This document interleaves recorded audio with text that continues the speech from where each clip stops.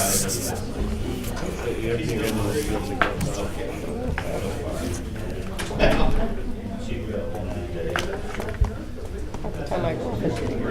well, how are you?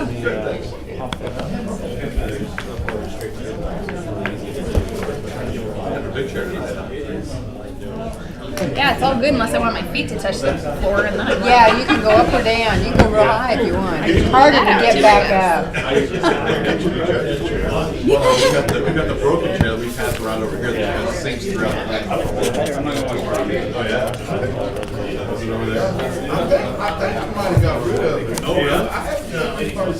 Last time I saw it, you had no, that was night. I came in. Oh, did you guys? Passed around over here. All right, are we ready? Got 7. I'm ready. Sure. Okay. We're going to call the meeting to order. Lund, Here. Johnston, Here. Watts, Here. Allen, Here. Jacobs. Okay, approval of minutes. Move to approve. Lund, Yes. Watts, Yes. Allen, Yes. Johnston. Yes. And adoption of the agenda. Move to adopt. Lund, Yes. Watts, Yes. Allen, Yes. Johnston. Yes. Okay, and then it looks like we have a presentation of 2018 street maintenance program by Slim.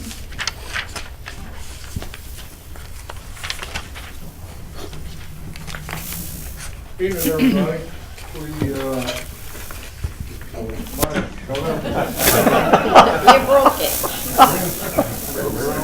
that's a heck of a way to start out. Yeah. No good maintenance, man.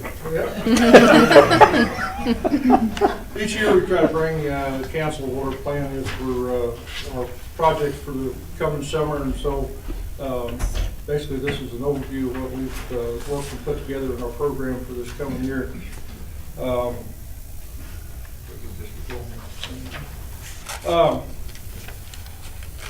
We've looked at it. We've got a long road ahead of us in the streets here in Warrensburg. We've got a lot of work that needs to be done on. I brought the council before. We've talked about our rating that we do with our streets, our passer rating, how we determine what streets need to be taken care of, what we rated them at in the past. We've taken and looked at our streets and our dollars for this coming year. It really gets tough trying to spread your dollars over all the different streets and needs. You look down this stretch of roadway, we've got 100 miles of street or better here in town that we're trying to maintain. We're still doing 3 to 5 miles of street each year. Lifespan of your asphalt's about 15 to 18 years. So you've heard this story time and again for me about the need for dollars to keep our streets up to par.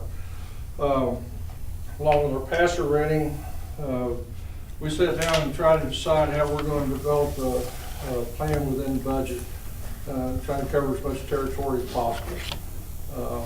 It pretty much looks like this when our group gets together at the city barn and tries to figure out what we need to take care of. If you'll notice the gentleman there in the striped shirt there in the forefront, that was me in 1976. That's an actual photo. Had to be in Montana. In Montana, 1976. This is how we divided out our program for the coming year. Our expenditures, we looked at what we've got to do with our overlay, what we're going to do with our polymer overcoat that we've been doing. And the streets that we did polymer on last year, we always, the next year, go in and put a seal coat on those. Those are the expenditures that we have projected for the coming year on for those streets. We found our polymer overcoat program has worked very well for us. The aggregate that we use has been a 3/8. The contractors have since come up with a 4-inch size aggregate. We're going to switch to that. And hope to reduce the friction we have on the street and some of the noise that we're encountering with those streets that we've been polymer on. Also, the fact that this winter the guys have noticed that the streets that they're plowing with the polymer on We're getting about half as much use out of our edges on our plows because it really wears them down really quick. So that kind of tells you how tough the material is that we're using. One of the other things we're really proposing to get done this year, we need to really get back and come back and run over McGuire and Young Street with some more crack fill. I think you guys noticed this weekend with the thaw we've had a lot of potholes, especially in McGuire Street, and we'd like to get back in there and get that crack filling done, and that'll reduce that pothole problem we've got there. Asphalt overlay and milling projects. These are pictures from last year's program. What we've got planned for this year is those 6 streets in an amount of $230,000. We will never get away from doing asphalt overlay in town. The polymer overcoat sustains the streets that are in what we call immediate condition. They're not real good shape, and they're not real bad. We've got need to have a surface treatment on them, but we never will get away with not doing any asphalt overlay. Ridge Drive, you notice we're doing the west side to the north end on it this year. Next year we plan on going in and doing the other part of it. That's a one-way in subdivision there, and we felt that trying to do the whole thing at once would really cause some problems for the neighborhood out there. So that's been done half at a time. Polymer and overcoat projects. We're doing Warren, Hill Lake, Creech, North Street this year. About 1.5 miles of those streets. We're doing a little less on the polymer this year, but we have to go back and do seal coating on the streets that we did last year, so that's running into some dollars because we had some big sections of streets we did. If you remember, we did Veterans Road, Hawthorne Boulevard. We did some really long stretches of roadway that's going to take some additional cost for the seal coat this year on them. Basically, and that's going to be the polymer program in the amount of $290,000. Oh, excuse me.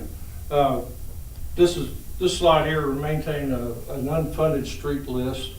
We've got about 30 streets on that list that we weren't able to fund projects on this year. And about 5.5 miles of street. It's about $290,000.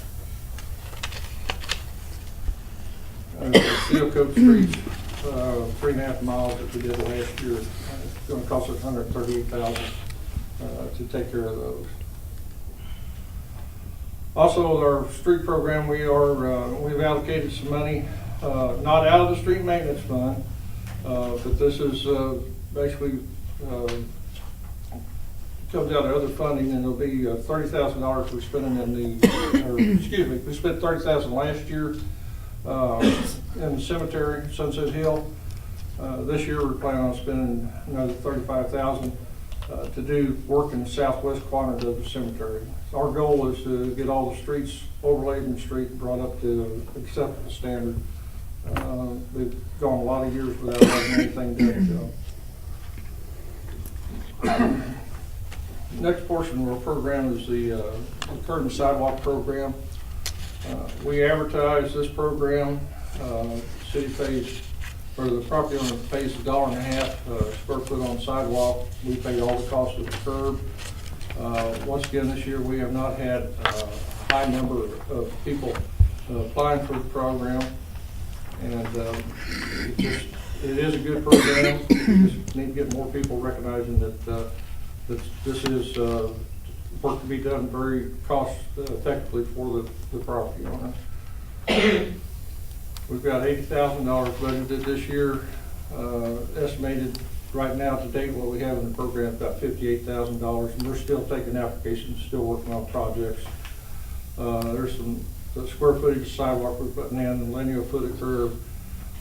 Always we have to replace ADA ramps if we do any improvements on any of the streets, so we can be in compliance with that. So we're adding additional ADA ramps around various locations and looking for some more we can do in the program.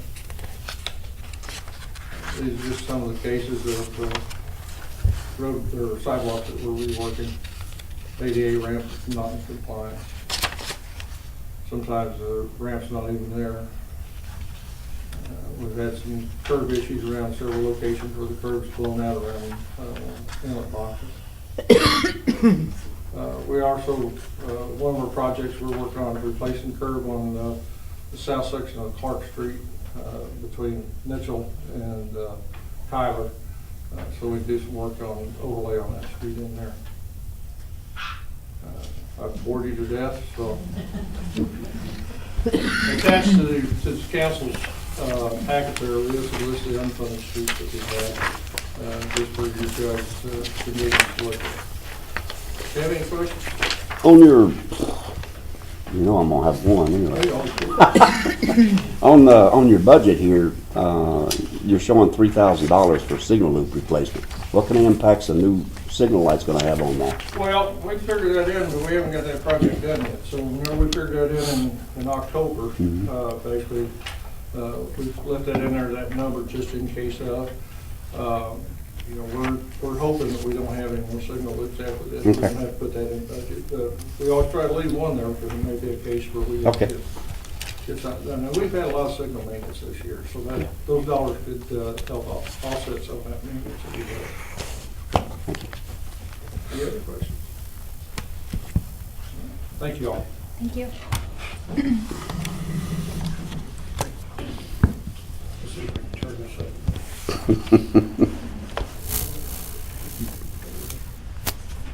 Okay. Looks like next we have a public hearing for Highway 13 right-of-way zoning, general business. No, open, yes ma'am, oh, sorry.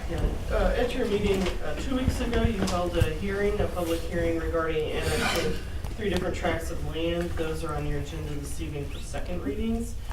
In anticipation of that, staff has advertised and given notice for zoning hearings so that zoning can be established on each of those tracts if they are successfully annexed into the city. The first one that you would consider this evening is this portion of Highway 13. And so the request on it has come forward from city administration, and that would be for a general business designation for these 27.9 acres that are the right-of-way for the highway. Staff did not receive any comments from the notice letters that we sent out or the notice in the paper, the signs on the property. Staff has recommended approval, and at their meeting at the beginning of February, the Planning Commission recommended approval of the general business designation. Okay. All right. So we open and close all in one when there's nobody signed up? Okay. Okay, so open the public hearing, So just go ahead and close that one, the first one, and then I'm gonna close the first one. and then go ahead and open the second, be sure. Okay, do Yeah, I just- need to read yeah, the just next one read. then? Yeah. Okay, so we'll open the public hearing for Brady Property Zoning, LI. This is the 69.63 acres that is in the northeast corner of the interchange of 50 and 13. Also referred to as tract 7A, if you've heard it referred to that, or in the staff report it's noted that way as well. This is owned by Brady Commerce Park. This is in the area, the northeast corner of that interchange is the area that was designated in both the 2007 Comprehensive City Plan as well as the 2017 Comprehensive City Plan update as an area for a future industrial park or business park office setting. And so the request has come forward as a light industrial designation to support the development of that type of industrial or business park. The Planning Commission also considered this at their meeting at the beginning of February. It was February 5th, and they recommended approval. Okay. No one said it. Okay, so nobody signed up, so we'll close that one. And then open the next one. And then we will open the public hearing for Oil Investments LLC Property Zoning, LI. This is the 8.29 acre tract that is at the southeast corner of the future extension of Veterans Road, also called Phase 2 of Veterans Road. They're at Highway 13. This is owned by Oil Investments LLC, represented by Weldon Brady, who's here this evening as well. It's in the same area as the last tract, and so also included in this, the plans I mentioned as a business park industrial area. And the request has come forward for a light industrial zoning there as well. Planning Commission recommended approval at their February 5th meeting. Okay, and nobody has signed up for that, so we will close that hearing. And then we have the second reading of ordinance. I read that, right? Okay. Highway 13 right-of-way annexation ordinance, second reading. An ordinance annexing certain adjacent territory into the city of Warrensburg, Missouri, known as Missouri Route 13 Highway right-of-way, north of Highway 50 and approximately 1,850 square feet south of the Highway 13 and Northeast 200 Road, Northeast HH Highway intersection. You have a staff report there. These are the same 3 tracks that we just talked about, and that you had the hearings 2 weeks ago on. Staff would recommend approval of the ordinance. Move to approve the ordinance? This is for adoption or rejection. Lund, Yes. Johnston, Yes? Watts, Yes. Allen. Yes. Okay, we have the Brady property annexation ordinance, second reading. An ordinance annexing certain adjacent territory into the city of Warrensburg, Missouri, located at the northeast corner of the intersection of Missouri Route 13 Highway and Highway 50. Staff would recommend approval. Happy to answer any questions. Recommend approval of the ordinance. This is for adoption or rejection. Lund, Yes. Johnston, Yes? Watts, Yes. Allen. Yes. Okay, we have Oil Investments LLC property annexation ordinance, second reading. An ordinance annexing certain adjacent territory into the city of Warrensburg, Missouri, located at the southeast corner of intersection of Missouri Route 13 Highway and the extension of Veterans Road. Staff recommends approval and be happy to answer any questions. Move to approve it. This is for adoption or rejection. Lund, Yes. Johnston, Yes? Watts, Yes. Allen. Yes. Okay, we have first and second reading. Highway 13 right-of-way zoning, general business ordinance, first and second reading.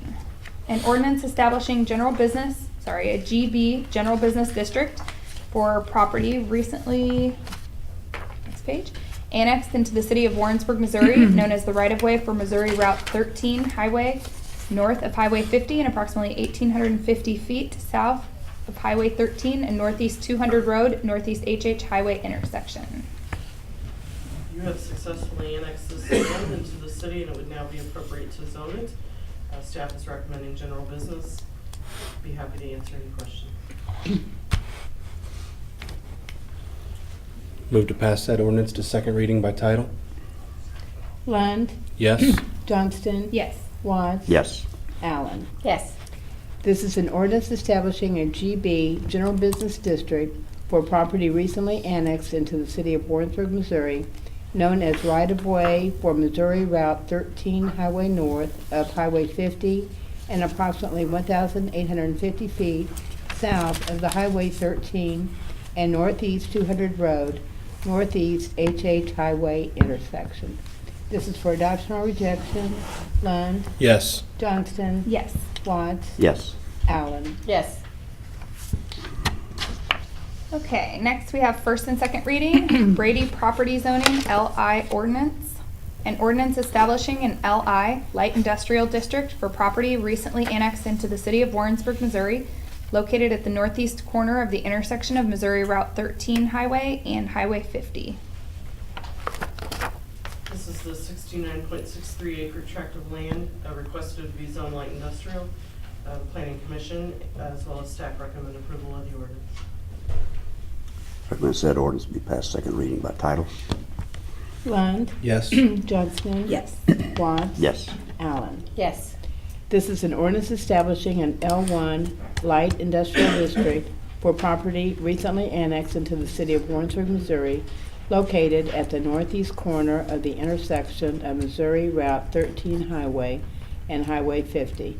This is for adoption or rejection. Lund, Yes. Johnston, Yes. Watts, Yes. Allen. Yes. Okay. Oil Investments LLC zoning, LI ordinance, first and second reading.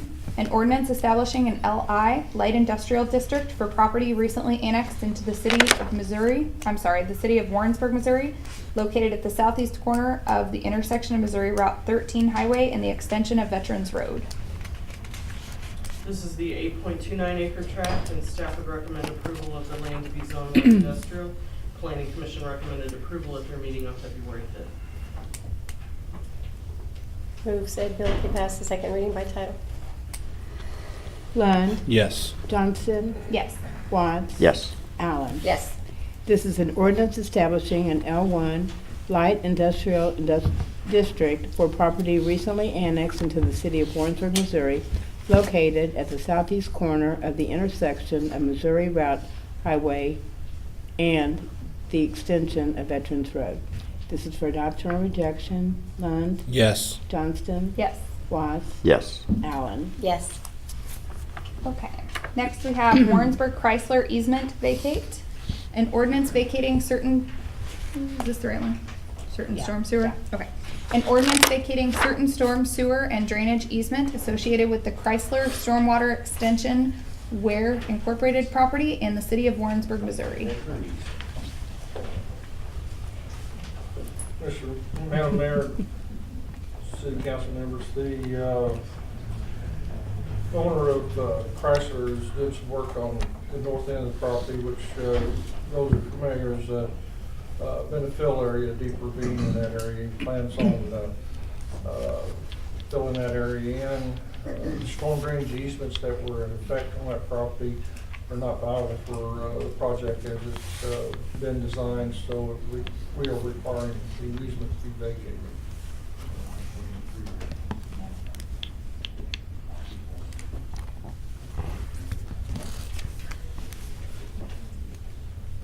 Anybody have any questions?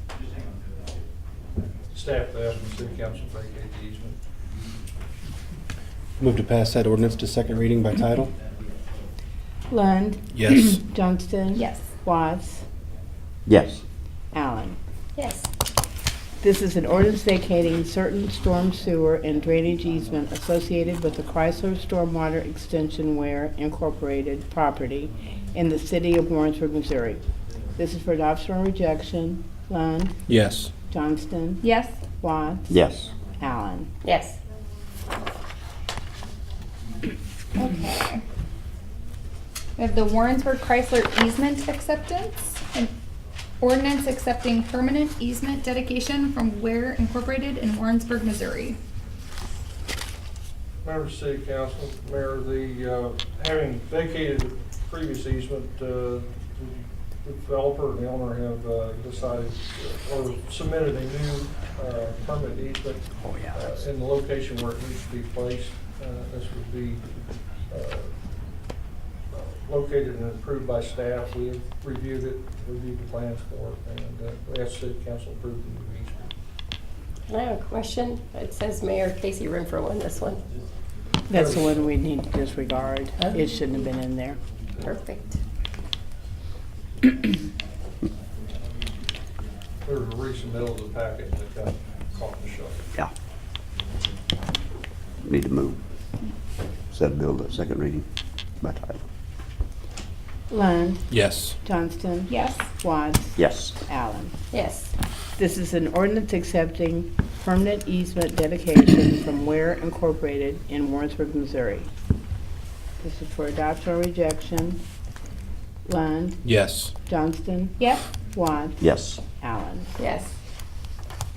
Okay. Moving on to other business. I'm excited about this one. Food Truck Festival, waiving of vendor permit fee. So we have Ms. Hoon coming forward. She's a UCM student that's doing an unpaid internship in my office. And this was one of the projects I've given her to help her get some experience, and she's been working very diligently. So I want to introduce you to her. It might be the first time you've seen her. And thank you for being here on an evening when you probably should be at home studying. And,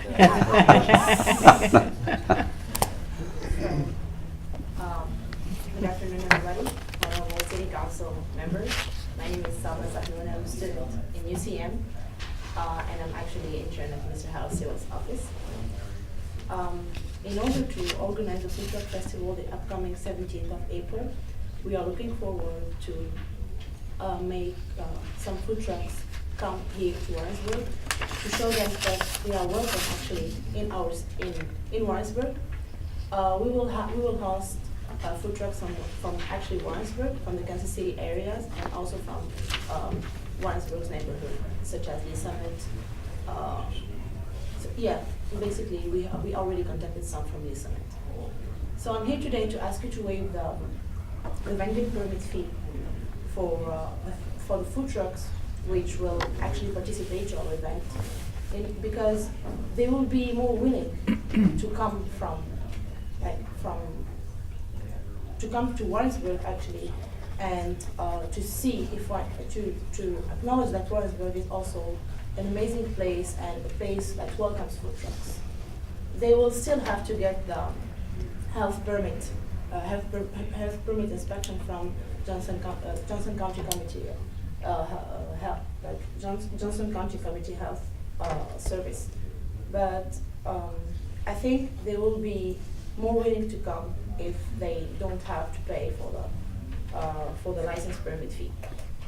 What is the fee for the vendor trucks? It's $50. 50? Yes. And then that money goes where? General fund.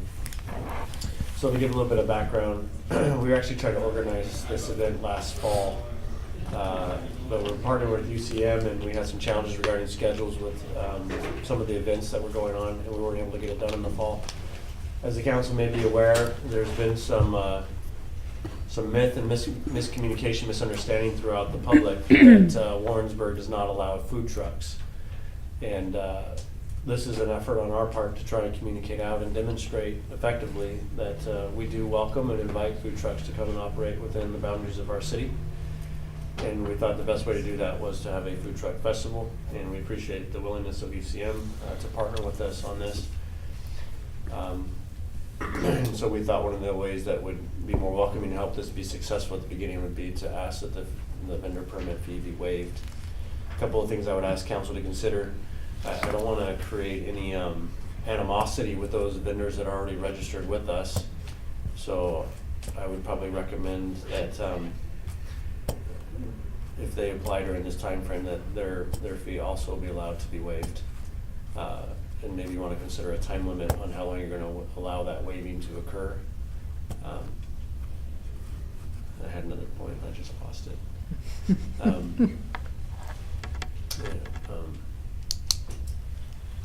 That was the main point, is to allow current vendors to be able to do that, so that way we're welcoming to them, and they don't feel like they've been penalized because they've been here doing it properly for the last little while. And then we just want to offer the opportunity for them to come in and do that. And what that'll do is once they come in and participate in the Food Truck Festival, they'll have their vendor permit, and they can return to Warrensburg and continue to offer service. And if they feel it's of value, then they can, when that permit expires, they're good for a year. They will have to get a new one. They'll need to get a new one, and then the permit fee will be back in place at that point. This is for April 17th? Yes, What is April 17th? it's a Wednesday. Is there like an event or? No. Okay, So so this- this truck They're gonna is be where? the event. Yes, the food truck They're gonna be festival will where? an event Like for all on the road UCM somewhere? and Warrensburg. Okay. The location partnership with UCM, we wanted it to be somewhere where there's plenty of parking for the public to come and enjoy, but also so it's easily accessible for the students to enjoy as well. And so the university has proposed to do it on the road right out in front of the Missouri Kirkpatrick Library. And so we'll be there, and I believe Salma is also working on some potential entertainment with some of the different clubs and music groups of the UCM students to be there as well. And so she's working on putting a lot of that together for us and getting that organized. And we chose a night that the students will still be in town. A Friday night's not going to work very well when they're all leaving.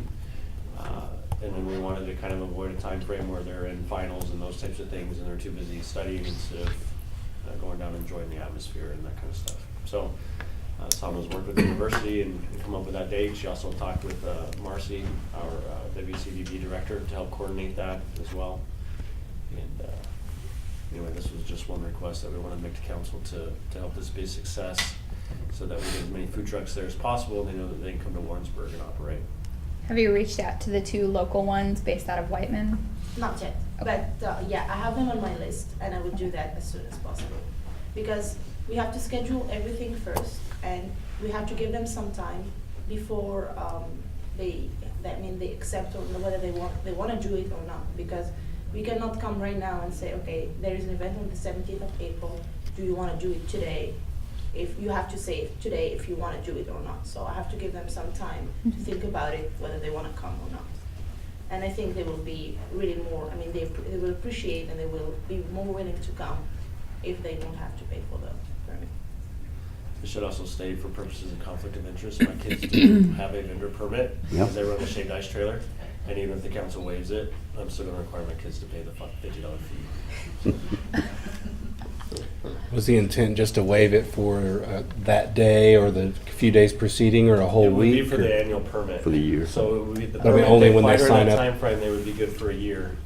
But how long are you wanting to waive the fee? Just like the week before or the whole That's month? up to the council on how long you'd like to provide that for, to do that. How many do you think you get a year on them Yeah. for $50? For The vendor food fees? trucks? Yeah. How many were on the About list? Was it like 5. Right now, we have 5. 5, okay. And that's just City of Warrensburg. City of But that would be the fiscal impact for the general fund would be $50 for the 5. Yes. Okay, So it'd be 250. right. Now, they still have to go through the whole process. So that requires an inspection by the fire department. It requires certification from the Johnson County Community Health Services that they have been inspected and operating properly and have proper training for serving food and those types of things. All we're doing is trying to make it simpler for them that they don't have to pay the city fee associated with that. Have you contacted Johnson County Community Health, or Yes. they will be a part of this And effort? if they're coming from somewhere else and they've already had a Missouri health inspection, that qualifies, they don't have to do it again. Right. But when they show up, Johnson County Community Health Service, just like they do for Bergfest and everything else, will go Right. around to the food trucks and make sure that they're in compliance and ready to operate. Okay, If they come from another state from campus, for example, they will have to get a new health inspection. okay. So that's the other thing with Bergfest, obviously, we'll be back to, which, I don't know what they charge them, $50 to do it on McGuire. and- Well, it would be annual, so they would be free if they wanted to come back for that, I would Bergfest. assume, right? Bergfest. Bergfest, get the red out. Yep. Yeah, so if they came and got the Old drum. permit for this festival, since that permit is good for a year, they would be eligible to come back to be at Bergfest and any other community event. Actually, technically, they could come in and operate on any public right-of-way within the city at any time.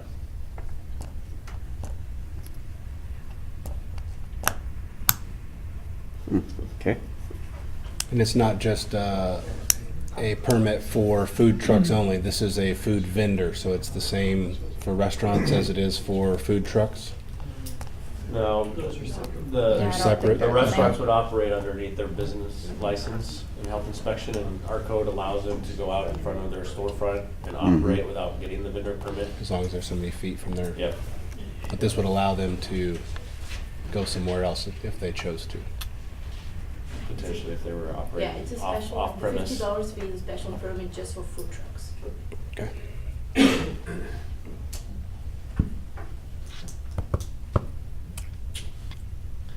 I guess it just depends Good on what idea. you think is fair to those that are already here and operating.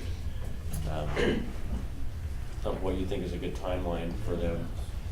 Do all those expire July 1st, Matthew? Or is it a rolling 12-month calendar? No, they all expired, so, Okay. I think they do, Yeah, it's June 30th or. So my recommendation to council would be is to waive the fee through July 30th. That way, if any of our local vendors come to apply again to renew their vendor permit, that they're getting the same treatment as anyone coming in from outside. Does it get issued the day I you just wanna the whole give them apply for it? time. Does it get issued the day you apply for it? You have to pass No, inspection. you have to and all do that. and background check. But if someone who applied for it now could get it and still use it to attend Old Drum Festival, but then it would expire before Bergfest, right? Correct. It would expire July 1st. So if they came and got it today, it would be good through June 30th. Yeah. So I guess even with the food truck festival, they came and applied for it, it wouldn't be good for a year, it would be good Yeah, for that's what I 30 was days. gonna Yeah. say. I don't think that's a big deal then. But my personal perspective is that they might be less willing to do that if they come and pay $50 in April, and then they will have to pay $50 more Mhm. by the Right. end of June. It would make more sense, I would think, to do it for a year. Well, It's it'd up to council on how you wanna handle that. be kind of nice to have a teaser for them so that they could do it and then they have level playing field with everybody who Right. just has to renew theirs anyway in July. Yeah, if you make it get through June 30th, if they gotta come back and reapply, Like everybody then else. effectively, you're allowing anyone to come to apply for that vendor permit before June, and that would go into effect July 1 through June 30th next year. Okay. So they would be able to operate for the year for that time period. I don't think it's a bad idea, but I don't know what other cities do, but $50 to me really isn't a lot of money for a vendor to come. I mean, but it's up to the council too. No, but it is, I mean, getting it in April, knowing that it's expiring June 30th is, Oh, yeah, I'm just saying that, for the festival itself, we're not gonna ask all of them to pay $50. That's yeah. I don't really think that's very much money, but. There's a lot of other expenses. I know when we do, for the business, when we serve food other than at the storefront, Johnson County Health has some fees as well. All the health inspection was $25. Yeah. So it would save them a little bit of money at least as an incentive. I move to waive the fee from now through June 30.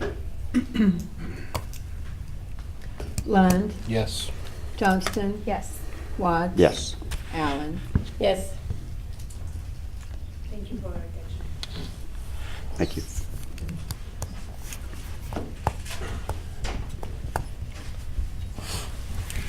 Okay, the Environmental Impact Task Force is next. So, I believe Councilmember Lund and Councilmember Watts have been working on this. This was just an opportunity for them to give you an update, and we have some proposed ordinance that you can consider at this point to create that formally if you so choose. We've met with a couple of members of the Citizens for Environmental Action. One of them's here now. Phil Miller is in attendance, and the verbiage that's basically in the ordinance, or the proposed ordinance, was drafted as a result of those meetings. The verbiage was left intentionally open, so to speak, so we could have some room to maneuver. The 5 voting members, we felt like was a good number, a lot easier to get a quorum present. So the only item B on that, Counselor, is where it says the duty of the Energy and Sustainability Task Force to suggest, and it says and encourage. Should we move the and encourage to the end of that sentence? Just a question. Totally up to the council Okay. as to how you want to phrase that mission. Okay. I would make that's the only recommendation that I would make as an edit to the ordinance. We did not include as a part of the ordinance any agency participation, such as UCM, our 6th school district, those agencies, Johnson County Economic Development, those agencies would be a part, we envision, of this task force on an as-needed basis, depending upon the issue that was being discussed. So they will not appear in the ordinance, though, as drafted. Got anything, Case? I think you've covered it. Had 3 meetings so far, and a lot of excitement building and a lot of editing, and we feel that we have a pretty strong mission statement and are ready to bring the action to the council so that we can officially get started in an official capacity. How would that, if you're suggesting a modification to that subparagraph, how would that read? Well, after the- you would just take the, it would read, it shall be the duty of the Energy and Sustainability Task Force to suggest to the City Council and the Warrensburg community ideas, methods for energy efficiency, resource conservation, and renewable energy solutions, and encourage adoption. Okay. Okay. I just wanted to make sure I was clear on Yeah. what Yeah. your intention was. so- Right. You want to go ahead and amend that, Bob? Yeah. Okay, you want to go ahead and make the motion? Yeah, I'd like to make a motion to amend the proposed ordinance to read as just stated. Lund, Yes. Johnston, Yes. Watts. Yes. Allen. Yes.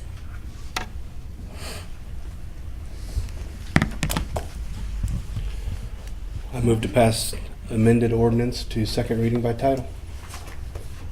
Did you actually read this ordinance? I don't think you did. It's on, yeah. It's on here, so you did read it, okay. Oh, no, the first time. No, I'm sorry. Yeah, I didn't see it on yeah, so- the agenda. Yeah, it needs to be read first. Got it. An ordinance creating the Warrensburg Energy and Sustainability Task Force and adopting Division 3 of Article 5 of Chapter 2 of the Code of Ordinances. Okay, and then you want to move it to second? I move to pass said bill to second reading by title, the amended bill. Lund, Yes. Johnston, Yes. Watts. Yes. Allen. Yes. This is an ordinance creating the Warrensburg Energy and Sustainability Task Force and adopting Division 3 of Article 5 of Chapter 2 of the Code of Ordinances. This is for adoption or rejection. Lund, Yes. Johnston. Yes. Watts. Yes. Allen. Yes. So we will work with the mayor to get recommendations for appointments on that, and anyone that's interested can go to the city's website to fill out an application to serve on a board or commission, and we'll give that to the mayor, and hopefully at a future council meeting we'll start getting those appointments done. Okay. Next, we have the incentive policy for residential development. Discussion. So I wanted to provide an opportunity. I know kind of behind the scenes I've been talking about this for a little while, but we've had some great success when it comes to economic development with Dollar Tree and some potential growth of some of our already existing businesses with Intersys and Swisher and some of those types of things. But as I've observed our housing construction, I just don't see a lot of room for growth in housing construction in the future because we don't have any land platted for that.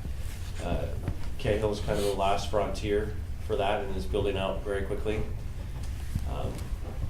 And it takes some time to get things in order and put things in place for housing development to happen. It's probably about a 1 to 2 year process by the time you acquire land and plat and put in infrastructure before you actually see houses being built.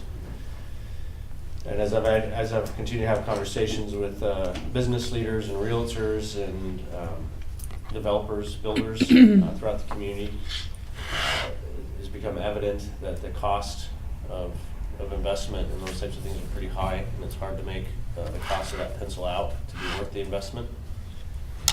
Our housing market is very hot right now. It shows that supply is much less than demand. I think our realtors will speak to that here locally, particularly in different price ranges of homes. And we're seeing the need for homes probably in the 150 to 220,000 range. And it's difficult for our builders and our developers to build houses in that price range with the cost of infrastructure and those types of things. So I wanted to give the council an opportunity to discuss whether or not we would like to change our perspective with regards to the cost of development, particularly with residential, and whether or not we want to develop a residential development incentive policy where the city participates in that. In a lot of communities and regions that I've worked with previously, it's not uncommon to have a residential incentive program. It can be done in a number of ways, but before staff spend significant amount of time and resources looking for information and data and bringing forward recommendations, we want to make sure that, one, the council is willing and interested in that, and two, what is the general direction that you would like to see that go. There's a couple different ways it could be done. The city could participate in some of the public infrastructure costs, that mainly being streets and sewer that we operate. And we can have a discussion on what percentage is appropriate for us to participate on that. I've seen communities do anything from 100% of the cost. They just build the roads and the mains and don't charge anything for it. Just hoping that incentivizes the building of houses and future sewer revenues, et cetera. I don't know that I'm necessarily recommending that aggressive of an approach, but I think our model of expecting the developers and the builders to bear 100% of that infrastructure cost is going to continue to be a detriment to growth for us. And if we're going to continue to see growth in jobs and industry and manufacturing and those types of things, to get the biggest return on investment for our efforts and our investment in that, it doesn't make any sense to do that and then have those new jobs and employees live in the surrounding communities around us and we don't get the full return on investment within Warrensburg.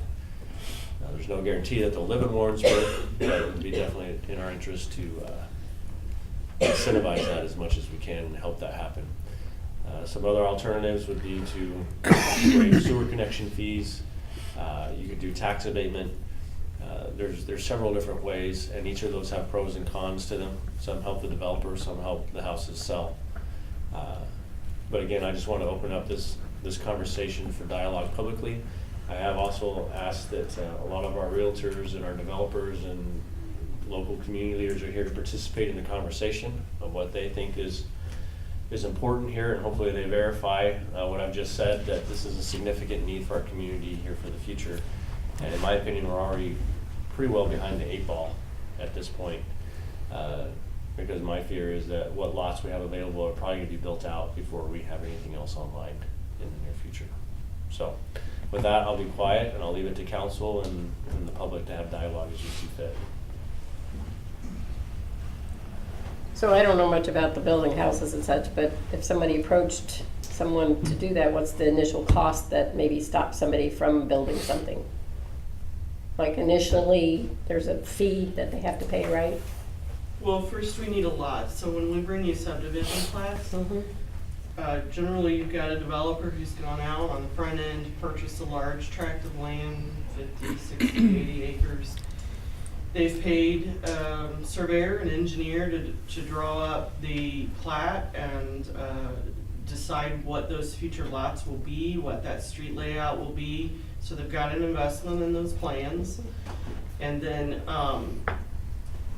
by the time, so from when you approve it to a lot getting a building started on it,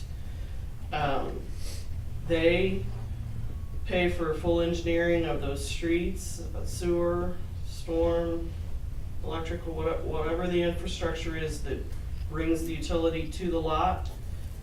So they're paying the full engineering on that, and then they're putting all that infrastructure in. So we don't issue a building permit until the street is built to the lot you want the permit for, and either all the improvements in the whole plat, all the streets that were on that plat are built, or you've gone to the bank and put up essentially a letter of credit, a bond for the whole thing. So you have front loaded the whole development before you've sold a single lot with all the costs of those improvements. The fee for the plat of probably, and I hate to put words in their mouth because so many of them are here this evening, and thank you for coming. I would say pales in comparison to the other costs they've spent. I don't think our fee on the plat is, I think $250 plus $15 a lot. So it can be a couple $1,000s on some of the larger projects, but the engineering will be just the engineering alone is gonna exceed that. And then you have costs for the actual sewer main. So I don't know what your fees are. Well, we have the fees for, you've got the permitting we have to go through for DNR for the plans for, that's a process. The construction of the mains by the developer. Then we also, nobody can, or contractor's not able, developer's not able to hook anything into it until that's been approved by us and DNR. So those are things that we really can't get around, but they do have the cost involved with constructing the sewer mains, which can be quite expensive. We don't install the water lines. That's required. Developer has to put water mains in. Storm drainage, we typically do all the inspection on that work. That piece is tied in with the street project on there. And many times they're trying to put a street in, they've got to be able to work with the weather. All the utilities, everything is weather driven, so generally depends on what time of year you're trying to build the subdivision, how long you build up before you can sell your first lot. A lot of that work is all weather driven, and it's seasonal. There's a lot of issues for if you've got money borrowed to do the project, it's weather related. What does the demographic study look like? Might be a question for Tracy back there. For the jobs that will be coming to town, I know, $400,000 house is probably not in their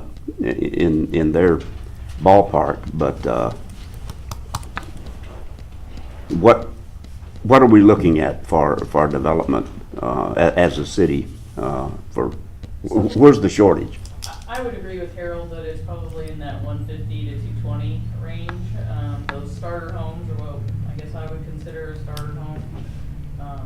But the lot costs are very expensive. Right. For example, I had somebody tell me it's probably $60,000 a lot, depending on how many lots you had, and you can't sell them for that. So if we're trying to build starter homes for that demographic, which is probably what we need to incentivize that somehow. Okay. So one of my questions would be also, since we're talking houses, what about if somebody wanted to come in and take and put a whole bunch of apartments? Is that going to be separate for them if they're a developer and want to come in and take a tract of 50 acres and, just So talking apartment about. construction is a slightly different beast in that you generally put that on one large piece of land, and all that internal network is a private driveway. So it's not accepted for city maintenance, they're not public mains. If you did it with apartments where you were putting individual apartment buildings with multiple, let's say 20, 50 units each in a building or something like that, and they were sitting on lots in a city street network, that'd be a similar comparison, except for you've got ongoing rental income coming off of that instead of the one-time sale on the. So are we just taking housing subdivisions and excluding the rental part of it? That's up two for separate conversation things. by the council, but I was probably talking more about Housing. single-family homes. Absolutely. And again, trying to get down to that 150,000 to 220,000. The infrastructure costs are gonna be so much more just because as Barb described, Right. that main is a private main coming into the sewer, and you put a lot more high density on that main, Mhm. and you're not putting over nearly the square footage.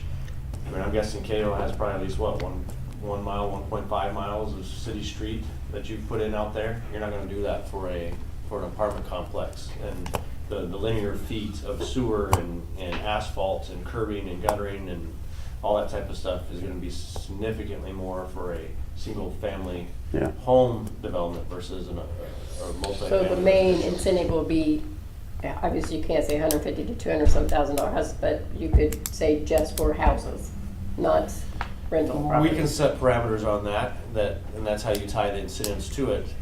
We'll have to talk about what those incentives are, but yes, you can develop a program that you're looking to target this particular type of development. If a developer comes in and presents a plan to build those types of houses, we're willing to participate to help drive down the cost of infrastructure, so hopefully those lots aren't costing $60,000. Hopefully we can drive that down to 30, 35,000, which makes it more doable for the developer to provide housing at that level. Has there been any, that you know of, any scaled deductions on a sliding scale, depending upon the cost of the residence? I mean, there's various programs out there. You can make it as complicated or as simple Yeah. as you like.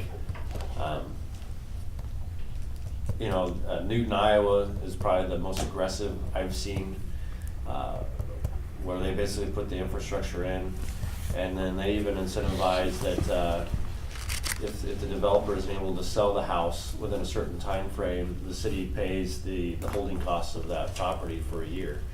And I'm not recommending that aggressive of an approach. Right. I'm just saying you can go as aggressive or as complicated as you like. All I'm really interested in at this point is probably getting to the point where we are at least participating in the infrastructure costs when it comes to roads and curb and sewer main and those types of things. And hopefully, maybe if the council takes the lead on this, maybe we can have some conversation with our neighboring utility providers, KCP&L, Missouri American Water, and see if they can't help participate in that a little bit as well. Yeah. Well, and I always like to talk to the public, because that's who we work for, is the citizens, but the builders too, though. I mean, I see a few of them out there, I think, coming to the council or something and telling us what might work for you all would be a direction I would need, because I have not a clue how to do a subdivision and what's the main expense that someone would want the council to incentivize this packet. Is that a fair question? You guys are kind of quiet out there. Come on, Darren. Come on, somebody. What would help, obviously, it's, pick your cost, I guess. Yeah. But I didn't mean to infer earlier that, a $400,000 house infrastructure, you're gonna need that whether you're building a $140,000 home or a $400,000 home. Well, to my knowledge, aren't the additional houses in the final phases, aren't they in that range? That 150 to 220? No, we won't. I mean, if you figure a $60,000 lot and $150,000 house, your 210. basically your structure is $90,000. You're just not gonna get much of a structure there. I mean, who are you gonna sell that to if there's just nothing there to sell, I guess? I mean, you know what you can make for $90,000, and it's, or $120,000 basically. It's just not gonna be a very, very big house. We can't do those in Cahill because it hamstrings everything we've done up to this point. So. Well, tiny house construction is pretty popular across the There you go. That helps a lot of veterans, so I think those are cool. So is that rumor only then, that going through Veterans Road? I can't imagine there being any rumors out in Cahill. You're kidding. My.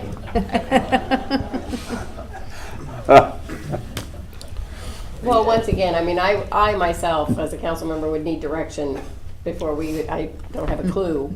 So Robin, we went from we started with 66 lots in our first phase, down to 51 in our second phase, 40 in our third, and what we're talking about for our fourth is 25 or 26 lots. Just because we can't battle that attrition with all those lots there, with all the costs sitting and the interest meter spinning all the time, it just doesn't make sense for us to develop aggressively. So, if there's a cost or a mechanism or a tool that helps us along, we'd probably develop more aggressively and get back to the 40 or 50 or 60 lots in a phase. So. And I think there is some other land out there. I don't know particular builders that own it, but they might develop a new subdivision or something too, so I think this would help them. I've heard that rumor too. Yeah. I mean, I guess from the perspective of those in the audience, am I accurate that this is a need for the community going forward, or am I reading it wrong and it's just gonna kind of take care of itself over time? So I'm a fairly new realtor. Been doing this since last March, although still cutting my teeth and learning a lot of lessons. But the fastest moving homes I've seen in Warrensburg, you guys are familiar with Savannah Commons. Houses there on and off the market, 4 hours, 6 hours. Those are 140 for the single family, 3-bedroom, 2-bath, 2-car garage house on a small little 1/8 of an acre lot. But it has the built-in pool, and it's accessible to DD, accessible to Whiteman, mowing's taken care of, blah, blah. There's some townhouses there too. They're selling for 143, 148.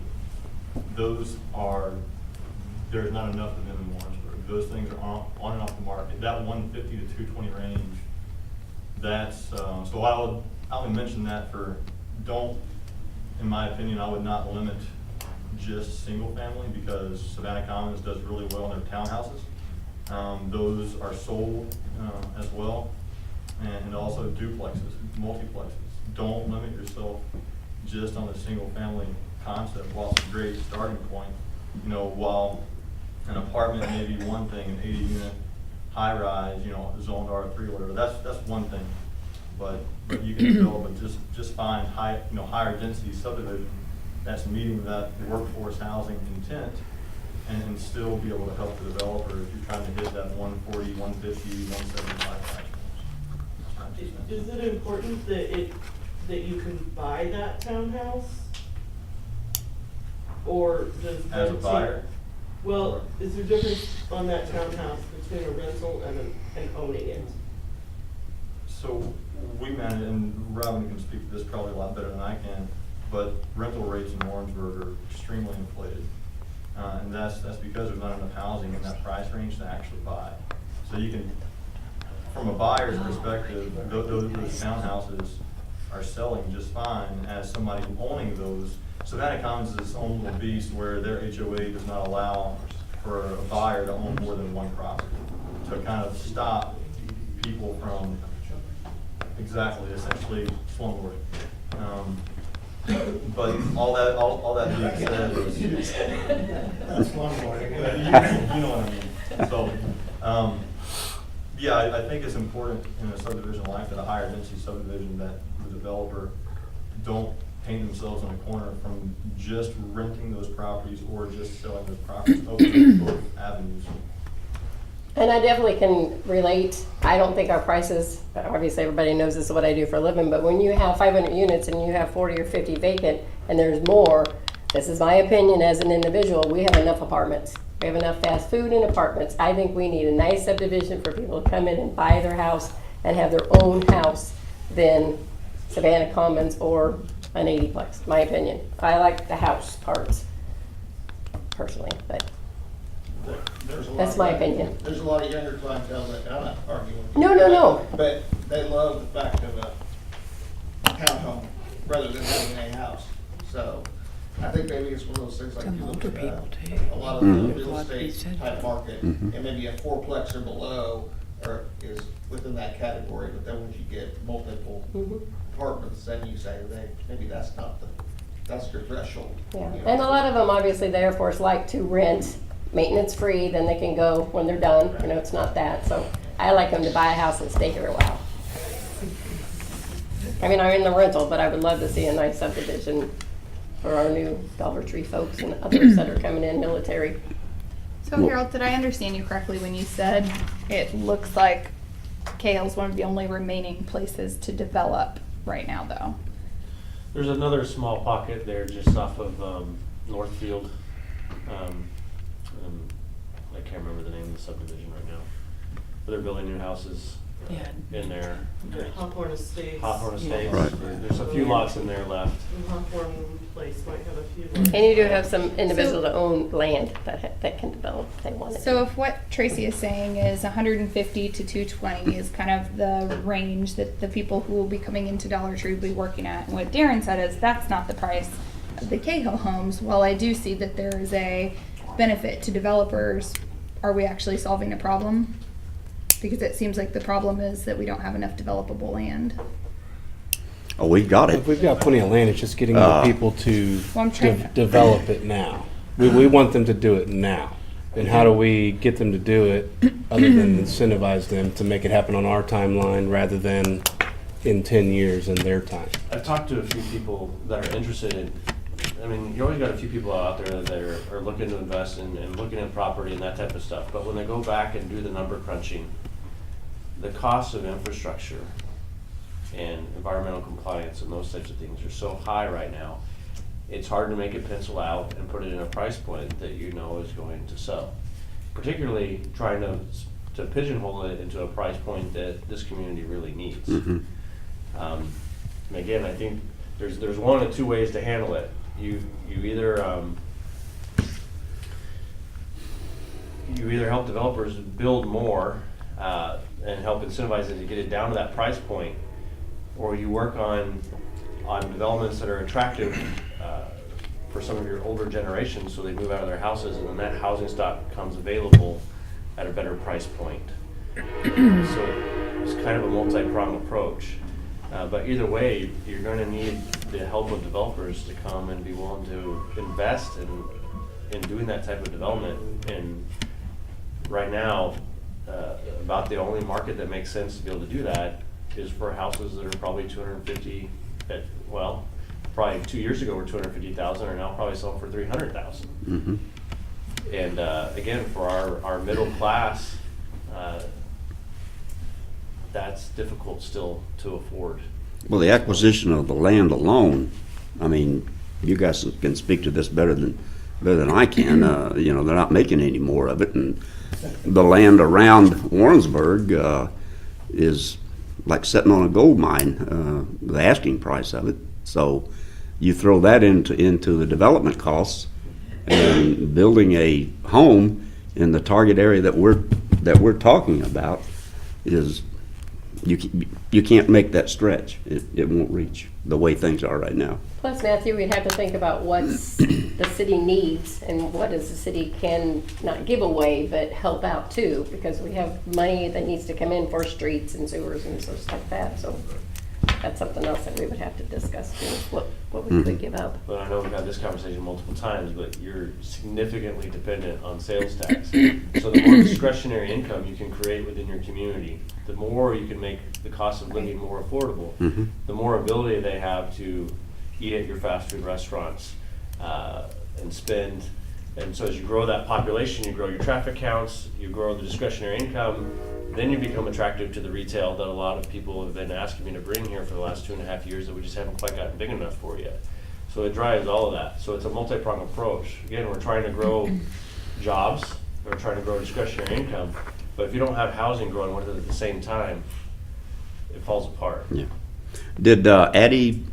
Janet 80? Yeah. Did they highlight the housing shortage as a potential problem area? I don't think they looked at They housing didn't? specifically. Okay. They were We more. talked about housing a little bit, just like what we're talking about now, basically, and they agreed. They've seen some examples in other places. We thought if council gave the go-ahead, we could reach out to them certainly and see what other communities are doing to incentivize housing development costs.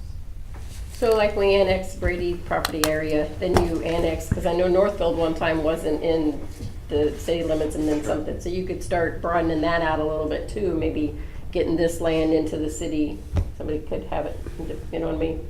That makes sense? Of course, we have a lot of floodplain around us right now, so Yeah. we do have some limitations to where we can grow without spending a lot of money dealing with fixing floodplain issues. But we still kind of have that too, though. We didn't get what Sedalia got because we don't have the land to put Hobby Lobby. We don't have the land to put the Menards, so we have that issue that we can't really do anything about. I mean, would have liked to have the Kohl's, but where would we put it, you know? So it is possible to reach out to Janet 80 and say, what if other communities of similar sizes? I can get you all kinds of examples, I just wanna make sure that the Right. council, He's you're wanting interested in direction. going down that road. I would be interested That to would be my help. direction, I mean, I to would love reach to out to see, them and see what the options are. I'd love to see us get, I don't want a big city, that's why I live in a little town. Not a little town, that's a wrong word, but I don't want to be a Kansas City or Lee Summit, but I wouldn't mind seeing us grow more than we are already. Well, we're gonna, I like my small town thing. as a council, I think we're gonna have to come up with some kind of an incentive program or incentive plan to help the developers if we're gonna expect to close the gap on this housing shortage. I think it's a great idea. I think it'd be a great discussion for the council I to think an have. incentive plan is likely going to be necessary in the future, but I think we know that it's necessary right now. Right. And I think this program in the 150 to 220 range is a great way to pilot our thinking over the next 2 to 3 years, and then confirm and build, kind of start getting a structure together for what we want to, all-encompassing deal with in the future. But I think focusing on just that niche now, doing the research and bringing back proposals to council as far as what we think works in that price category right now, and then we kind of see how it goes over the next couple of years and can formulate our long-term strategy. But I think the short-term strategy is we have to do it. What kind of percentage from you guys? What, I wanted to touch on what he said. I think Harold made a good point where you're not really thinking about the trickle up effect, even if you don't have the new housing in that particular price point. If you cap the price point, I think if the Dollar Tree does bring people into that price point, we have houses that are at that price point, existing homes. right, Where 10 years ago when we started this, a lot of people that lived in Warrensburg would move from one subdivision to a newer subdivision. Right. That just hasn't happened. And I think maybe these people coming in will start at the lower price point or wherever they start, and it creates a little trickle up to the higher price point houses. So I hate to see it cap it and, Well, I can't tell you, you're only gonna build $200,000 houses, you can't go 250. I mean, I wouldn't wanna do that. I don't think I wanna do a price. I think it's the incentive to help the builder build. I'm not much saying that you can only build 140 to 200,000. I don't think that's not what we want, is it? I think piloting that program, because that's the price point that we need now. We got 375 new jobs coming to Dollar Tree, $28,000 a year. And, over these next 2 years, we can use that information to decide what type of long-term strategy to use for the entire city. I think that can get us get the ball rolling now, and then later on open it up to others. And I agree with Darren that there's going to be an effect as people move and shuffle, whether people are going, to retirement housing and becoming available, or whether they're upgrading to custom homes and newer people are coming in. That shuffle is going to happen. But what we need to look at what we need now. So you're 'Cause willing we're to trying put to in get that 140 to 200,000, that's all they can build? Is that what For you're the wanting? incentives for this short period of time. I don't think we should put anything long-term on the books on that. I think this is kind of a try and see is what my recommendation is. Let's not forget too that Sedalia's had some significant progress in economic development too with their steel plant, and not as many jobs as what Dollar Tree is bringing in, but much higher paying jobs at 60,000 Right. a piece on average. And it'd be great to be attractive to some of those people to live here in our community and commute to Sedalia and work also. But again, we have to get housing available at those price points if we're going to be competitive in those areas. And the community that isn't growing is dying. I mean, you're going to have some growth. You at least got to grow enough that you can stay stagnant. If that's the worst case scenario, I prefer not to. But we need growth, because if you're not growing, you're dying. And I agree. I don't want a big housing boom. I don't want to be like communities in Arizona that triple in size over a 5-year period. I'm not looking for that kind of growth. But we need good, steady, sustainable growth for the future. And, you know, our cost of infrastructure, our cost of providing sewer and some of those types of things aren't gonna get any cheaper. And if you get economies of scale, the more population you can get, to spread that over, the less of a financial impact when we have to raise fees and taxes and those types of things to pay for the infrastructure that we need. So we need to grow in some shape or fashion. And right now, our housing market is not growing, and it continues, that pent-up demand continues, and prices continue to be pushed up, and we need to do something to help alleviate that. At this point, we're kind of playing the game of the Federal Reserve at this point in trying to incentivize and help manage that in a good, sustainable way for the future. So the land being built will be in the city limits? We have some land out We're in not the highway. providing, any city incentives or anything outside of city limits. Which I was good. I don't know that I necessarily think we need to keep it within those confines, because I do think we do have a lot of trickle up, as you said. I mean, there's at least 4 people in my neighborhood that have trickled up in the last 6 months. So while you may not see it on the actual sales end, I mean, Chuck, didn't you just sell a house over there? It had to be over 220 in like 30 days. It's ridiculous. I again, really new at real estate. I got 9 houses under contract last week. Yeah, I saw that Misha sold one in less than 30 days over there. So there is this trickle up, and it's not just military people. Right. That's why I hate to just leave it at 200,000. I mean, Yeah, my house sold, I mean, Jerry's back there. My house sold in 4 hours, and then it took me 5 weeks to find another house. And again, staff can research all that, and there's different things. We can do a tiered approach.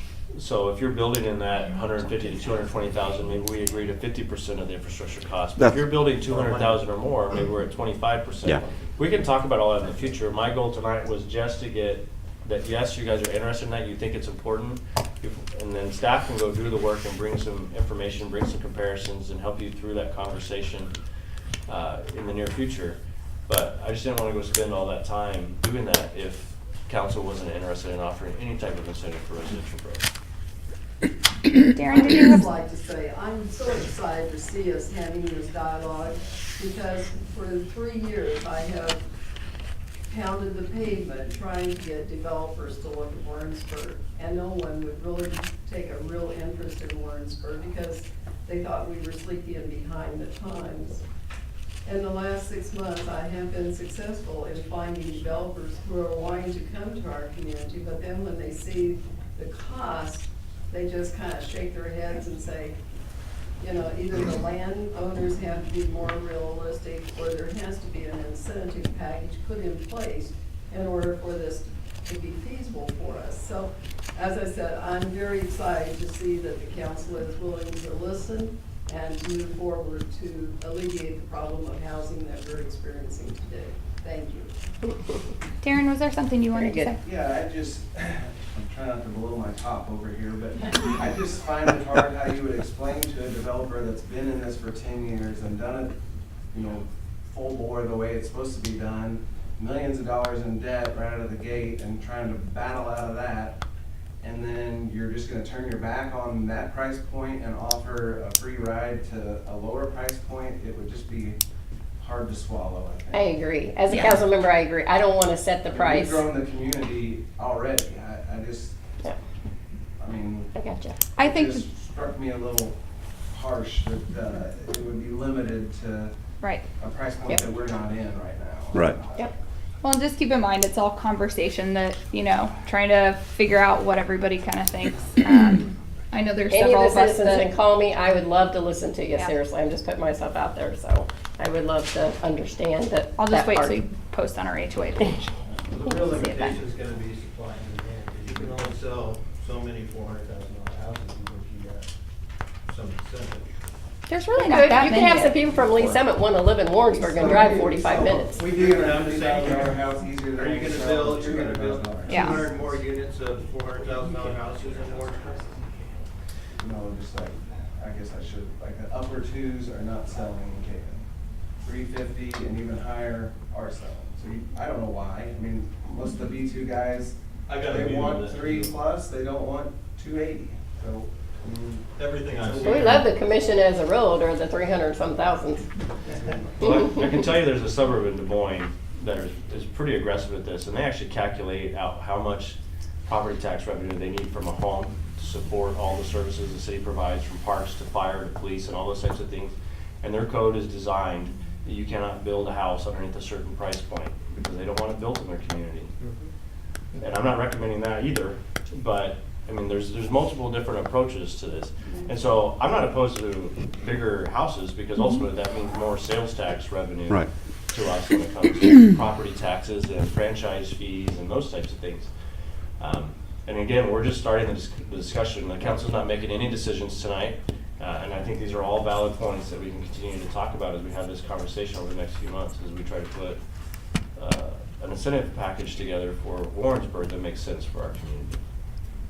And I would like to recommend, as we explore what price point and what incentive packages go together, that we do reach out to the builders and find out what they want and try to, work together to come up with something that makes sense, not just to us on paper, but to people that do it every day. No, I agree. It's got to be something that developers think is worth. Just to Nancy's point, that as those developers come in, that it changes the game and they're interested in investing in Warrensburg for the future. Whether you're already here or whether you're coming out. We don't want to punish those that have been here working for a long time either. If I may too, if I can just add something, coming to the community here not very long ago. Don't forget to trickle down too. There's empty nesters that are in this town that would be more than happy to invest in a price point lower than a higher priced home, but there's not enough nice homes at that price range that they would want to do that at this point that they're waiting for. So there is a good number of those out there as well. I just want to say that from Cahill's standpoint, the only reason we're looking to continue to develop out there is one reason really. That's because we're still in debt. And we're not going to get out of debt until we get it done. And it's been 11 years right now, and our costs have done nothing but go up every year. Not only the infrastructure, but interest has actually risen. And when you develop so many lots, like we've developed 66, 51, and 40, when you develop in mass and in quantity, all of a sudden, let's just say you put $1 million out there, well, you start paying interest on that. And if you don't sell those lots, like right away, that interest meter just starts spinning. And so the last 3 years now, we've had a 40 acre or 40 lots that we developed, and we still have 9 left. So in 3 years, we had X amount of dollars we've been paying interest on, which has ate up all the profits. So by the time the infrastructure went up, you paid the interest, your land costs, it's just, I don't know why anybody developed, to tell you the truth. So I'm really thankful that we're hearing something like this, because I think it's your only opportunity for Warrensburg to grow now is to help out. It's just not there. One thing to consider too, and this is my last 2 cents, but to their point, Darren and Mike, you got to consider a few things. The P21 program is announced to come to Whiteman. What kind of growth is that bringing to Whiteman? So how many $400,000 houses can you sell? Well, you can sell enough. So I'm in agreement that probably shouldn't cap it, because while you're going to, if you look at the ratio at Whiteman Air Force Base, 85-90% officers that when you're buying in that $350,000 to $400,000 price range, from what I've seen, you don't care about a $10,000 difference. So you're going to spend $350,000, you're going to spend $360,000. It's the location that matters. In the same regards, you're not going to build a Cahill full of $400,000 houses. So why cap the limit when you're trying to serve a vast market? You have a full spectrum of buyers. You got workforce housing in the 150, 160. You got senior airmen, staff sergeants that love those kind of price houses. But you also have your B-2 pilots and your B-21 pilots, and knock on wood, your F-35 pilots. And you got all kinds of different things that are going to happen. And I'm not just talking about pilots. That's what I know. You know me. But that being said, is I'm with Robin. I would not limit your spectrum, because you're pigeonholing a very important part of growth. I think staff But has I think what you get the direction. they need. We will work on trying to put together I'm doing a lot of research, and I'll try to have a lot of conversation with our local realtors and our builders. And We're happy to share all of our history and how it's all transpired. When we started out at the price point, like we thought Warrensburg was the low twos. You know, that's where we started. And we experimented with higher priced houses, and those sold. And we tried to bring it back down, but every time we try to do something, you just don't get any house. For a new house in a subdivision with lot costs like ours are, you just don't get anything for low twos. Well, look at Foxford, started at $49,900. I think those houses are $175,000 now. Right. When Teichman and Fry did theirs. With the land cost the way it is right now, $150,000 home is long gone. To build and develop and. Maybe a two-bedroom, but not a 3 or 4. We do have a really great number of people who are retiring at Whiteman and staying here, getting out of the Air Force and staying. And I think, like, when we were, on the active duty side, we bought a smaller house that we knew could sell very easily. And then when we decided to stay, we were willing to upgrade because we knew it wouldn't be as vital to sell it quickly. So. well, this is an important conversation to have right now because we're getting ready to go to our budget process. And any incentive that we provide, we have to come up with the funds to be able to pay for it. So that's why I want to have this conversation now. Yeah. And as we go through the budget process, we can begin trying to make room and trying to figure out a financial plan on how to make that work also. Thank you. Thank you for all your Good job. participation. Okay, we have appearances on the council, appearances to the council not listed on the agenda.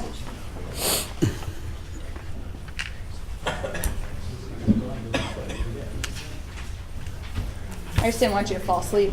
Thought you should get up and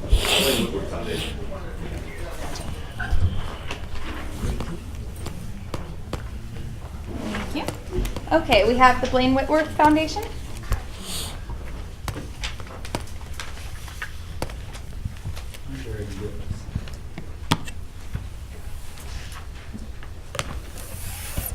Thank you. Thanks, Sarah.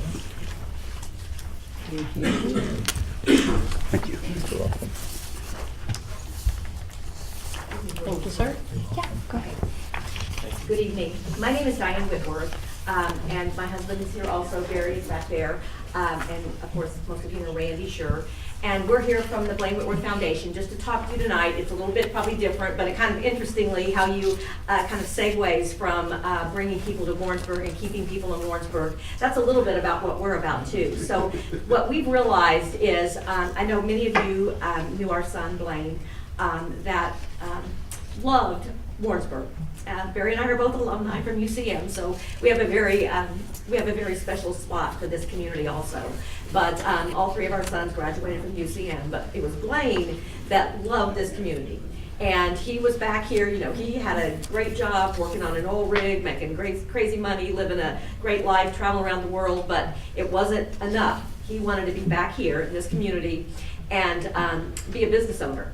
And so he was able, not one business wasn't enough. He wanted to had to have two. And so he was just, you could just remember the excitement he had when he was sitting down around the table with the people from Warrensburg Main Street and the university and the downtown community and Whiteman Air Force Base and law enforcement to try to make his dream, and he would say this and he really meant it with his heart, he wanted to make downtown Warrensburg an entertainment district. When people came to look at the university or the community to live, that it would be a good place, that they would feel comfortable having their children go to school here. So he was excited about that. And so after our tragedy, we had to make a decision about how we would move forward in dealing with that. And so we believed that the best way to deal with our grief and to keep his memory alive was to do something, continue in Warrensburg. And a group of his friends had approached us about having a 5K because they, kind of the joke was he was always seen running back and forth between Molly's and Bodie's in those crazy pants, flame retardant pants, and his worn out tennis shoes and his muscled shirt. And so we started, and our first 5K was in 2013. And just a small group of all UCM alums, his friends, and we didn't know what we were doing. And so here we are 6 years later, and we think maybe we're learning a little bit, and that's really why we're here tonight. We realize that this is think of it more than a race, but an event that we want to invite you all and encourage participation, for us, because really what we're trying to do is the money, the funds we generate are going back to Warrensburg. And, part of our mission from our foundation is to grow entrepreneurs. After Blaine's death, we found out that UCM offers a degree in entrepreneurship, a Bachelor of Science in Entrepreneurship and Social Enterprise. It was kind of like, that was destiny, because that's where we felt like we wanted to focus. So our primary focus and mission for our foundation is to grow entrepreneurs. And Dr. Mary McCord and Dr. Dan Jensen, one of the things through the university, their desire is to graduate those students and keep them here. And that's, I know, so we have worked very closely with Main Street to try to, and that's what Main Street wants, is as you all are trying to not only bring people to buy houses here, but you want new business owners. And one of the things we've done is sponsor the speaker series at UCM, and actually Casey and Danielle have both been speakers, where we are bringing in, just a lot of times it's alumni and people that can talk about their experiences and growing their businesses and entrepreneurs. And I believe we've done about 27 workshops since 2014, for the students to educate them. Our second goal is to, Blaine was into fitness and recreation, and for him, his body was a temple, so it's kind of like that's what we want to promote, and we've continued to do, and we feel like through the 5K, that's one of the things we're doing. And then lastly, lending a hand up. He had a really soft heart, and really kind of, focused on that person that just needed not a handout, but a hand up. So what like I said, we worked, I know Chief Lockhart came on board last year with us, and helped us with our photography and just helping us promote it and support it. And we really, like I said, would love to have participation from the council, any of you that would like to come to the race to either help us promote awards or anything in that involved. We have, this year we also are offering the relay, where it's a 6-person relay that, again, Chief Lockhart told us about. So we said, it's the attraction, that person that doesn't want to do a 5K, doesn't want to walk it, but hey, 6 people, get a team, have a city council team, and do that relay. You only have to do a half a mile. And the great thing is we have, for every age category, there's information in there for the relay this year, because it's new, those 0 to 49 and 50 to 65 and above. Country Kitchen is donating a $50 gift card to every member of those team winners, so that's a pretty good deal. So anyway, that's just kind of what we're here about. We would love to have your participation to kind of let you know part of what the money we bring back to. We believe that helping students with scholarships is very important, and we've donated about $7,000 a year to back to scholarships at UCM for the students, just to ease their burden a little bit. We also have started working with Johnson County Board of Services, and have donated, last year we donated $1,000 to the all-inclusive playground. We know that in my heart, I know that would just be a special spot that Blaine would love, and so we want to continue to foster and work with them. So we're trying to get better in reaching out to the community to include, not be, exclusive. We just, like I said, we're learning and growing as we continue. And one of the things we also know that we have to go out and promote it, because what we're finding is, particularly at the university, these students 6 years later, when we're going in and talking to groups and students and organizations, and they don't know who Blaine was, so we have to tell our story. Because it's like I said, it's more than just a race and it's an event, but we are continuing to promote within the community, to support Project Community Connect. We have worked with the veterans organization at UCM to give them a pot of money that they can actually have to give veterans that have kind of emergency needs that come up, that they don't have to go through any kind of protocol. It's just there. So we continue to look for ways that we can help other people and like I said, grow, and that's how we do it. This is our major fundraiser, is the race. So we just ask for your support, and it looks like, I'm not sure if he's got the hook or he wants to say something. Well, I just want to say one thing. We've raised over $100,000 in 5 years, which has been pretty amazing since we started out as a small race, and it's all comes back to the community and scholarships. And then our main goal this year, with the help of Warrensburg Tourism, we're trying to promote people to come in with outside of 50 miles to stay all night and make it an event. So that's kind of what she's talking about. It's more than just a race. It's a pancake and sausage breakfast, it's a race, it's a silent auction and a raffle to bring people into Warrensburg to come and stay and see the whole city. So it's kind of been our. Yeah, Marcy's been great to work with to help us with the, trying to promote it with tourism, and so, yeah. There's a lot of alumni out there. What do they tell me? We're working with the foundation, there's like 50,000 that we're trying to get the promotion out, make it a weekend, come back. What do we call that, put beds and heads, is that what y'all like to? Heads and beds. Heads and, did I say beds and heads? Heads and beds, so yeah, I'm trying to promote overall, spend the money, buy your gas, eat here, dine here. Okay, now it's time for the. Okay, thank you. Good for them. Do you have any questions? Thank you. Thank you. Can you register the day of the event? Pardon? Diane, can you register the day of the event? Yes, there is, yeah, Okay. day of, actually, you can, and everything is, the information is there, it's April 7th, you can register online now, and for teams of 6 or more, it's $20. So, and that gets you, like I said, all that, the pancake breakfast, a nice shirt, a big goodie bag, swag bag, and then, like I said, or you can do individual, but we're encouraging teams, it's, like I said, a lot of fun and a lot of good prizes too. Thank Same you. website, you can volunteer as well. You don't have to run. Well, we'll take volunteers. Help Absolutely. promote or do And we appreciate, work. yeah, we have wonderful sponsors, so thank you. Thank you. Thank you.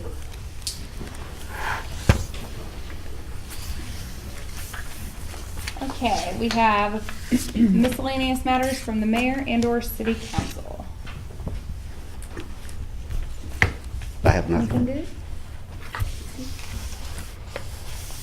Okay, city managers report.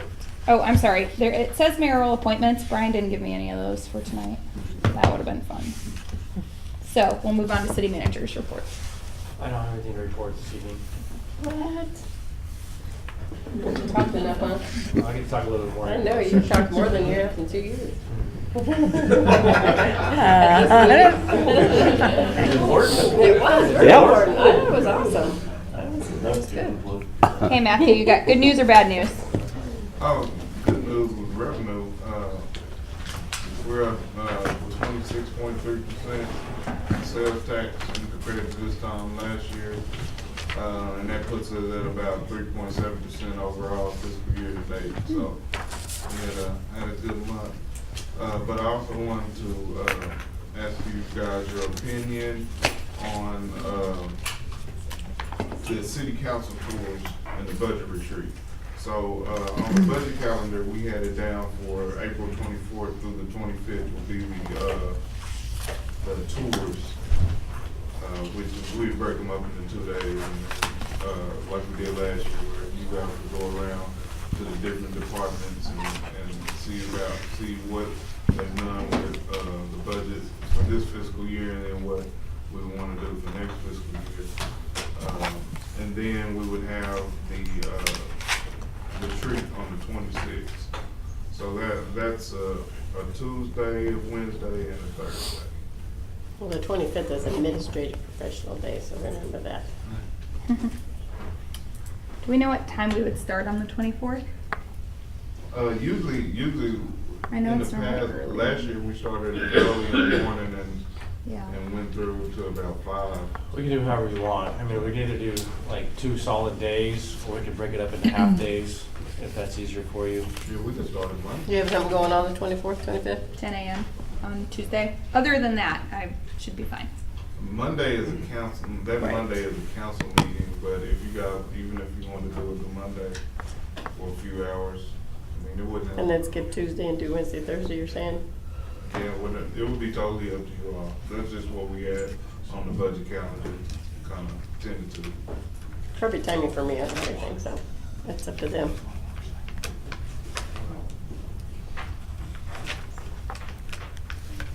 Anything after the 15th or 16th is good. And we can talk about it more if you guys want. Like, we can revisit it next week or a month from now. We got a little time still. I wouldn't mind, I'm not set in stone now, but tentatively put it on the calendar just in case, so we don't want something to happen with Right. us being retired or business owners, something could come up, so I'd rather get it tentatively on the 23rd, 24th. I have Tuesday afternoon available. It's just that morning I have something that I have to be at. We can do 3 afternoons in a row. I mean, that'd be totally up to you all. Yeah. I agree with Robin though, right now to Yeah. put it on the calendar. did we do a day and a half last time or 2 full days? I feel like we did one. I think we did a day and a half. Day and a half, We I missed think, yeah. parks and come Right, back and do we that. had to one come day, back and do We'd that. like to try and include that in this Yeah. time. Could we do like Tuesday afternoon and then the like daytime on Wednesday Yeah, and it's probably gonna have to spill over into Thursday also. for the budget meeting? For the tours, the tours. council Oh. tours. Because again, we tried to do it in a day and a half last year and we didn't have enough time. Right. Mm-hmm. So I think it's gonna take 2 days. So you could do 2 half days and 1 full day, or we could do 4 half days. I mean, we could do it however you wanna do it. Well, like Danielle said, I mean, I know it's city council meeting, but if we did something that morning, then we took a break at 1 o'clock and then came back for the meeting that night, then we could do. That'd be 2.5 no. Send us an email with some options Yeah. to start discussion, and we can hash it out internally. Sounds good. Yep. And then when we're done with tours, then we wanna get you into a retreat as quickly as possible. Everything's fresh, so you Right. can prioritize for us, and then we can go to work on putting the budget together. Sounds good. Sounds good. Okay. I believe it's already here again. Yeah, Seems like we just got done. I know. Barb, do you have anything good? Oh, She did have to say Okay, good. next. I think it's older, I guess. My staff thinks it's good. Our intergov go live date has been pushed out a month to April, so we can get more of the bugs worked out. And just in case, that won't be the online version for citizens. That we'll use it internal for several months before we roll it out to the public. Make sure we're really bug free. This is the GIS. No, this is the permit software, the new permit software where they could hopefully do more of an online city hall with applying for permits, scheduling inspections, finding out your inspection results, that kind of thing. Great. Anything to add to that? Okay. Randy? Elaine? No? Danielle? Ooh. Oh, no. Oh, no. Welcome Good back. money, thank you. I'm not gonna buck the trend. All right. Okay, and then if we can just read to go into closed session. Usually that's me. Yeah. Casey, do you want to read the vote to close? Go ahead. Oh, let me get it. Hold on. You know me. Got it right there, don't you? Huh? Okay, good. Shoot, I hate that thing. Vote to close part of this meeting pursuant to section 610.021 of the revised statute of Missouri relating to 1, legal actions caused of action litigation involving the city and the confidential or privileged communication between the city and its representatives and its attorneys. 2, leasing, purchase, or sale of real estate where public knowledge might adversely affect the amount paid in this transaction. 3, hiring, firing, discipline, or promoting a particular employees by a public government body when personal information about the employee is discussed or recorded. Dear God. 12, documents of any documents related to is negotiated. I can't see because I don't have my glasses on. Contract until a contract is executed or proposals are rejected. 13, individually identifying personnel records, performance ratings, or records pertaining to employees of applications of employment. Okay, everybody awake? Sure. Done. Lund, Yes. Johnston. Yes. Watts. Yes. Allen. Sure, yes. You hate to say no after all that. Sure. Send that After all that work? No, I need to get my glasses though. It's all good until Doug makes us redo the whole Good meeting. job, Danielle. You did good. Thank you. Yeah. All right. It felt less awkward than last time. You did great. You did great. There you go. There's your pen back there. Thank you.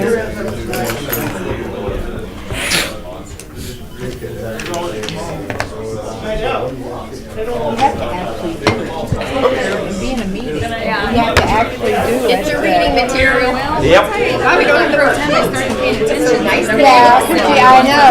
It's been so awesome. Yeah, I didn't even know till Friday. I called Brian. And he told me, he goes, oh, you know what? I'm not going to be there Monday. And then Jerome said, I hope he let Danielle know. And I said, he told me he was going to call her. Yeah, he called me Saturday. I think he's got a lot on his mind. Oh, sure. Life.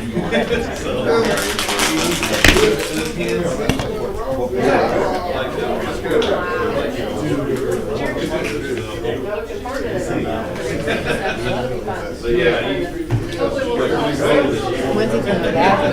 No, I'm not sure. I just told him to call me and I could fill him in. This probably would have been like his favorite talk, talking about real estate. I wondered, I know, I was thinking that, I thought, oh, I think he would have liked this. Misunderstood what some of the conversation was.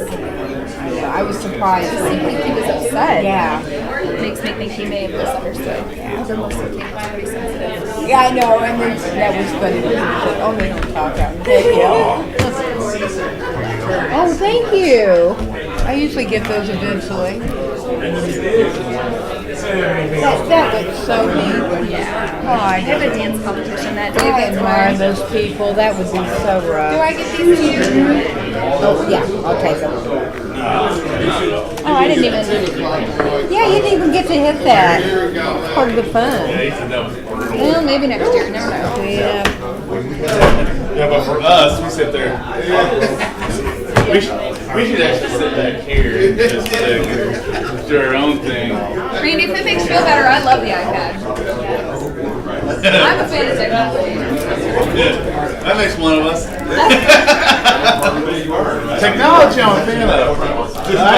Not the iPad. Well, the thing with the iPad, it's not very enterprise friendly. Oh. That's the issue. I'm an Apple person, so it doesn't bother me. Although Why having did you- something that is not my Apple product is hard. Yeah, well, yeah. I got an iPhone. I got an iPhone too, so it's. Yeah. But yeah, when you're using it for personal and trying to use it for enterprise, it's two different beasts. Yeah. So.